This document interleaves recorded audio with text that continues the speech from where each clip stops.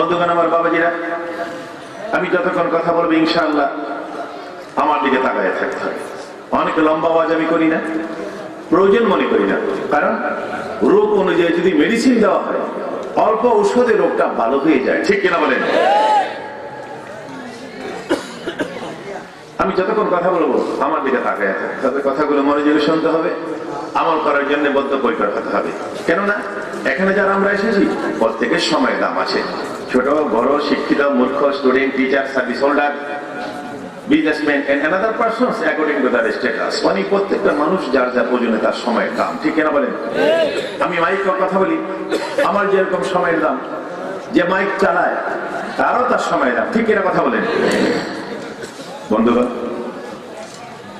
আমার কথা বলছেন। আমি তো পীর ফাতেহাবাদ দরবার শরীফ থেকে পীরজাদা শফিকুল ইসলাম, আমি তো আমার আল্লাহ সবচেয়ে নাখান্দা একটা গোলাম।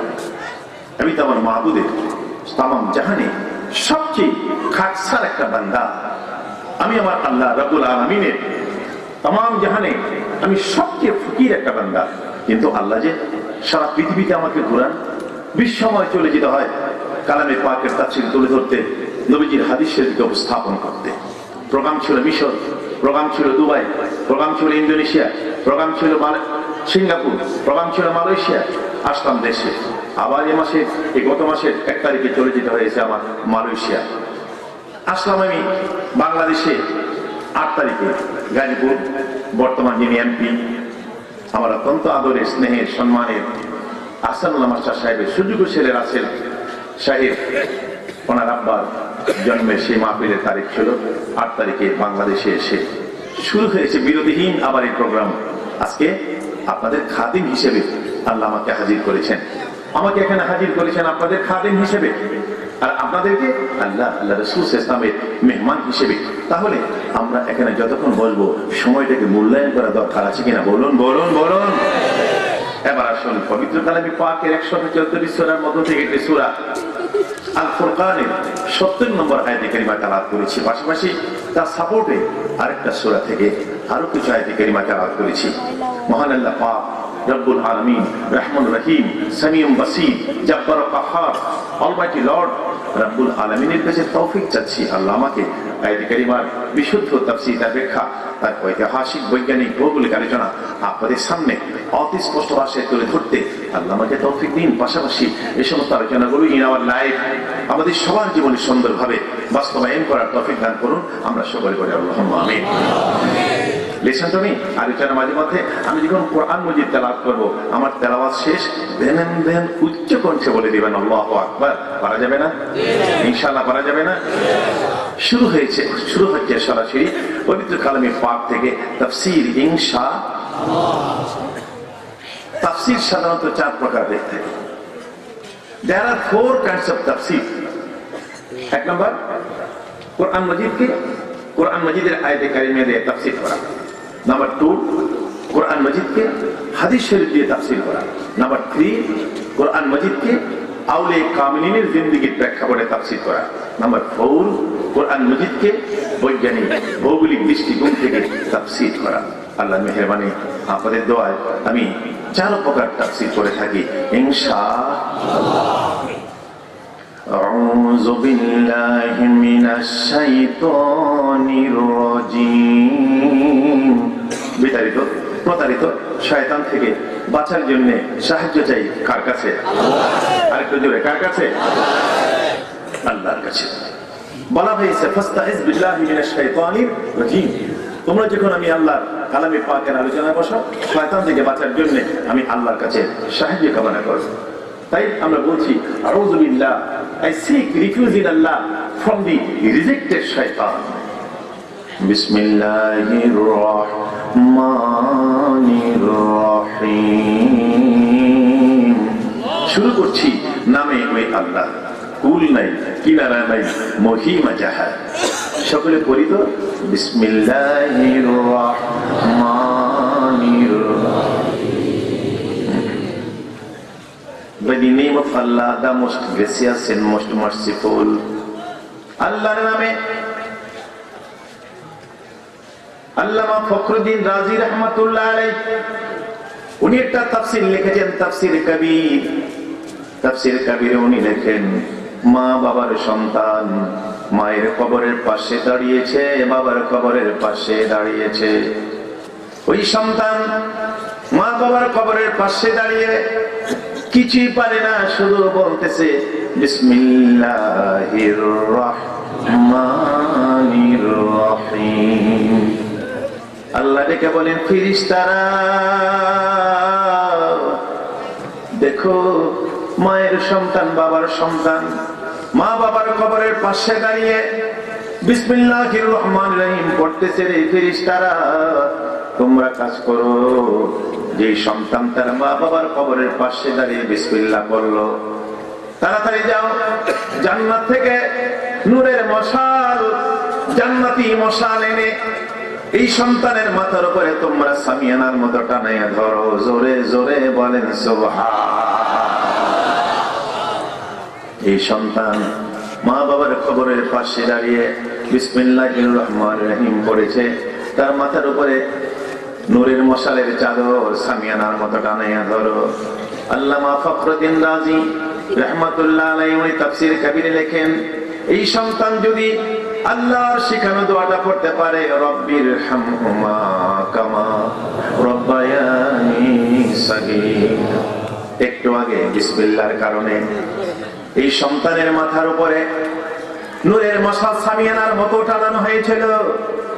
এখন যখন আল্লাহর শিখানো দোয়া রব্বির হামহুমা কামা রব্বায়ানি সগীরা পড়ল, আল্লাহ বলেন, ফেরেশতারা রে, ও ফেরেশতারা, বান্দা তো আমি আল্লাহর শিখানো দোয়াটা পড়ে ফেললো, তোমরা কাজ করো, তার মাথার উপর থেকে নূরের মশাল চাদরটা টান মেরে নিয়ে তার মা বাবার কবরে সুন্দর করে বিছাইয়া দাও।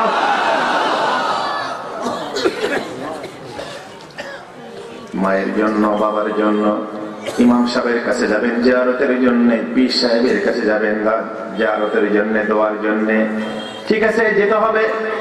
নাইবে নবী দোয়া করবে, পীর সাহেব দোয়া করবে, কিন্তু দ্যাট ইজ টাইমিং, সময় মতো।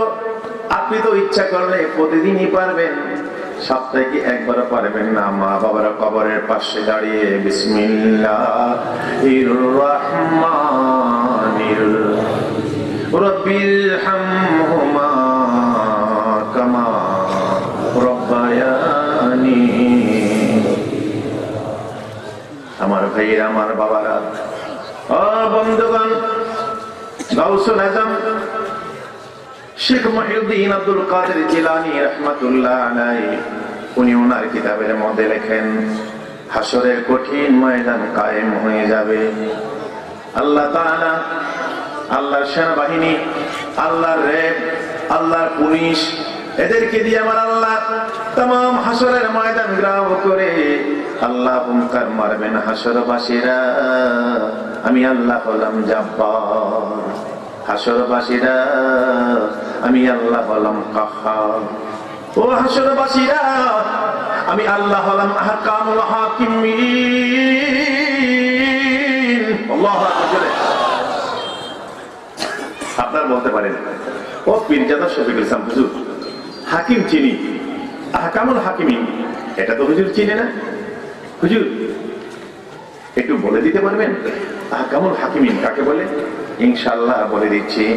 আমার ভাইয়েরা, ম্যাজিস্ট্রেট রায় দিলে জজ কোর্টে আপিল করেন, জজ কোর্ট রায় দিলে হাইকোর্টে আপিল করেন, হাইকোর্ট রায় দিলে বলেন কোনটা সুপ্রিম কোর্টে রায় আপিল করা যায়। যে হাকিম একবার রায় দিলে এর বিরুদ্ধে আপিল চলে, ওনারা হলেন হাকিম। আর যে হাকিম রায় দিলে এর বিরুদ্ধে আপিল চলে না, ওনার নাম হলো হাকামুল হাকিমিন। কে কে কে নামটা বলেন?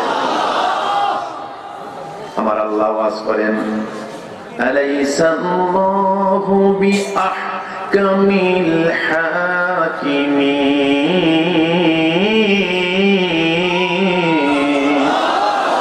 আপনাদের আল্লাহু আকবার ভলিউমটা একটু বাড়াইতে হবে, জোরে বলেন আল্লাহু আকবার।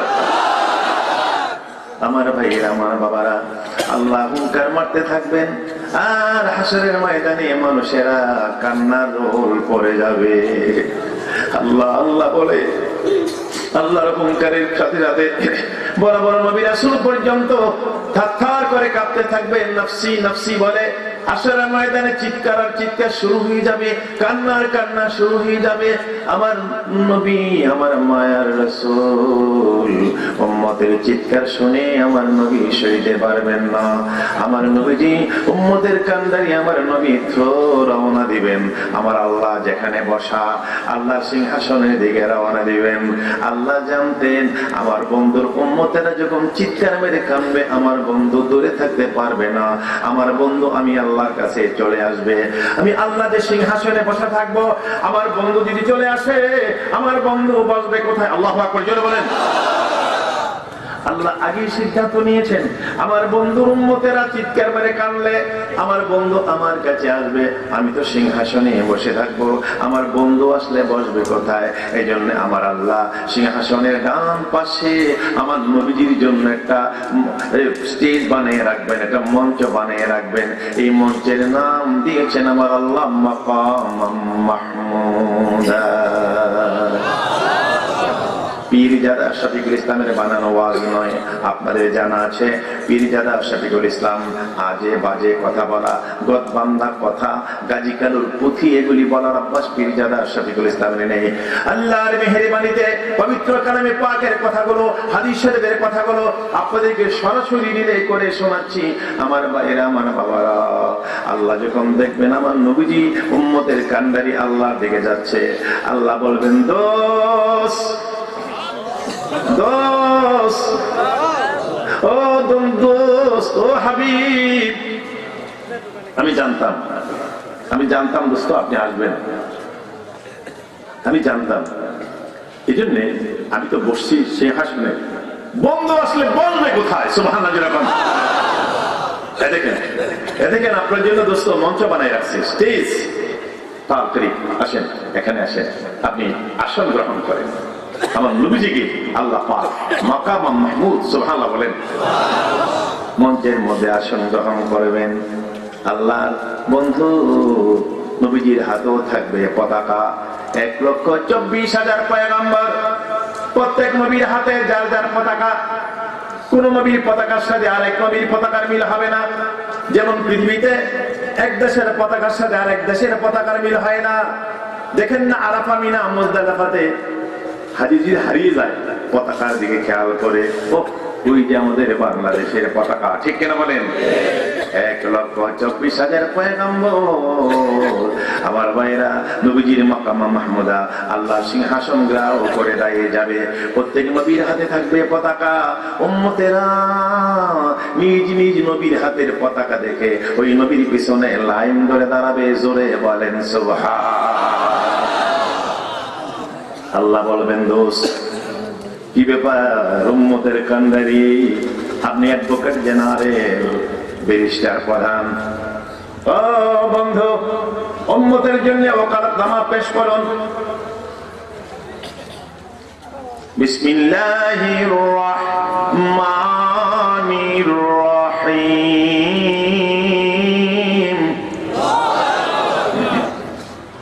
ইন তুআযিবহুম ফাইন্নাহুম ইবাদুক ওয়া ইন তাগফির লাহুম। হে আল্লাহ, বান্দা তো সব তোমার কাছে ধরা, তোমার পুলিশ, তোমার রেড, তোমার আর্মি ঘেরাও করে রেখেছে। তুমি যদি ইচ্ছা করো সবাইকে জাহান্নাম দিয়ে দিতে পারো, তুমি ইচ্ছা করলে সকলকে মাফ করে জান্নাত দিতে পারো। বলেন সুবহান। আল্লাহ, এই তো আল্লাহ সামনে গুনাহের সাগরে উম্মত ডুবেছে, গুনাহের সাগরে উম্মত ডুবেছে, তোমার রহিম রহমান নামের রশি ধরে নিজের হাতে মানুষ তুমি বানাইয়া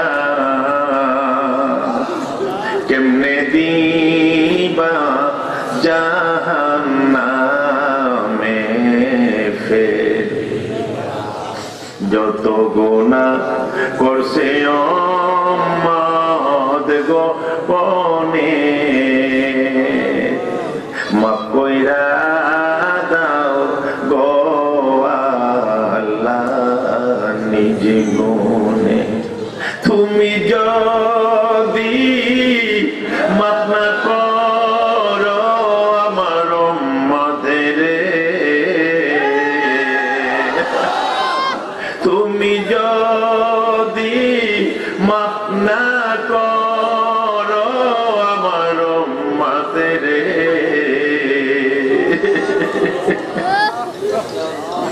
বলো আমার উম্মত যাবে কার কাছে? সকলেরই দরজা হইতে ফিরিয়া তোমারি বারে আছে দাঁড়াই, তোমারি বারে আছে দাঁড়াই।